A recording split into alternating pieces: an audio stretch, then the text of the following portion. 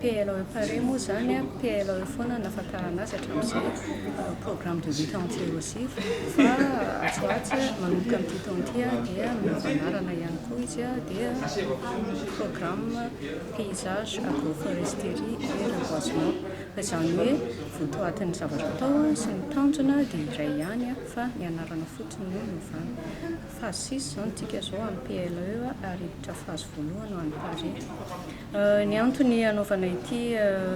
atrikasa na hoe fivoriany komity mpitarika ny PLE ity dia fotoanany zao isan-taona ny PLE misy ataontsika hoe taom-pamokarana na hoe taom-pikatrohana hanatanterahana ny asa isan-taona satria amin'ny matetika asa misahana ny fambolena sy fiompiana ary mandray ihany koa amin'ny resaka fiarovana ny tontolo iainana. Ity komite ity zany dia natao hitsirika na hijery ny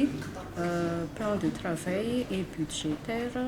2025-2026 izany hoe campagne hiditra zao ary hijery ihany koa hoe aiza ho aiza ny zava-bita tamin'ny taom-pikatrohana lasa na ny campagne farany teo ahafahana mijery indray na manatsara ny fanohizana ny tetikasa amin'ny taom-pikatrohana manaraka. Ity komite ity moa arak'izany dia efa rafitra iray napetraka natao anara-maso sy andrindra ny fomba fiasan'ny PLE. Marina fa hoe efa misy zany ny drafitra na hoe ny paikady napetraka ao anatin'ny document du projet nefa na izany ary dia ilaina ihany koa misy ireo atao hoe département ministériel zany miara-miasa amin'ny PLE na mivantana zany na tsy mivantana nefa ihany koa voakasika amin'ny fanatanterahana ny fandarana asa dia mandrafitra ny komite izy ireo dia miara-misala akaiky amin'ny PLE ary izay no mahatonga azy ireo mandrafitra ny komity. Zava-dehibe ny fisian'ity komité de pilotage ity satria tsy natao ankatoavana fotsiny ny drafitr'asa amin'ny taona manaraka fa natao ihany koa hifanankalozam-baovao mahakasika ny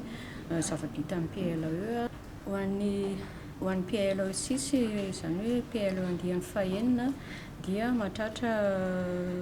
11 400 hectares ny tanjona. Io 11 400 hectares io zany tafiditra ao anatin'io ny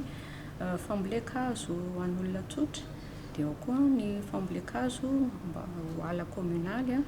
dia misy ny ala ho arovana dia ao koa zany ireo tany-pambolena misy ny ala vadim-bolo ho an'olona tsotra sy tany amokarana vilona hatsaraina ho an'ny biby miraokahitra dia ho an'ny dia ohatr'izay ihany koa ny Pare fa mitovy ny tanjona sy ny zavatra atao fa ny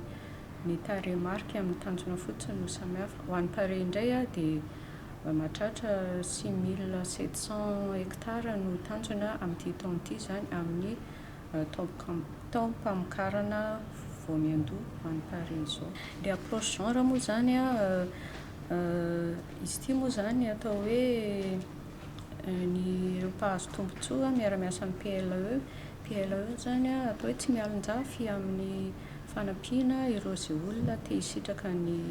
toa nataon'ny PLE. Ohatra singantsika amin'izany zao ohatra hoe raha manao famokarana zanakazo amin'ny pépinière dia ny vehivavy ny tena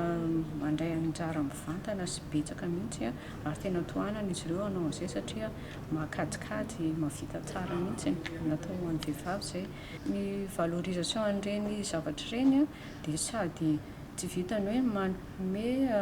traikefa ho azy ireo sy fahaiza-manao azy ireo fa mampianatra azy ireo ihany koa hikajy ny zavaboary satria rehefa fantany hoe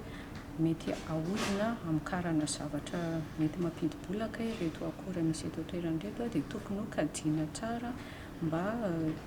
ateza mba hihodina tsara le sehampiariana amin'ny famokarana.